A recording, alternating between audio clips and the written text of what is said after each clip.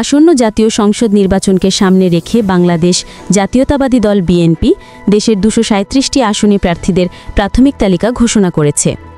সোমবার বিকেলে রাজধানী গুলশানে বিএনপির চেয়ারপারসনের রাজনৈতিক কার্যালয়ে আয়োজিত এক সংবাদ সম্মেলনে দলটির মহাসচিব মির্জা ফখরুল ইসলাম আলমগীর আনুষ্ঠানিকভাবে এই তালিকা প্রকাশ করেন।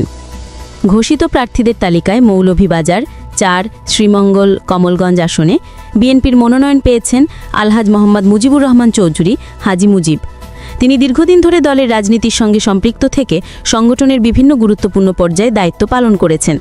পাশাপাশি এলাকায় তিনি একজন সুনামধন্য সমাজসেবক ও নিবেদিত প্রাণ রাজনৈতিক ব্যক্তিত্ব হিসেবে পরিচিত। দলীয় সূত্রে জানা গেছে, প্রার্থিতা ঘোষণার পর থেকেই হাজি মুজিব নির্বাচনী মাঠে সক্রিয় হয়ে উঠেছেন। তিনি তৃণমূল পর্যায়ে নেতাকর্মীদের সঙ্গে মতবিনিময় এবং সাংগঠনিক কার্যক্রম জোরদার করছেন। এদিকে হাজি মুজিবের মনোনয়ন পাওয়ার খবর সামাজিক যোগাযোগ মাধ্যমে ছড়িয়ে পড়লে তার অনুসারী ও সমর্থকদের মাঝে উৎসবের আমেজ বিরাজ করে। ফেসবুক সহ বিভিন্ন মাধ্যমে তাকে অভিনন্দন জানাচ্ছেন নেতাকর্মী ও শুভাকাঙ্ক্ষীরা।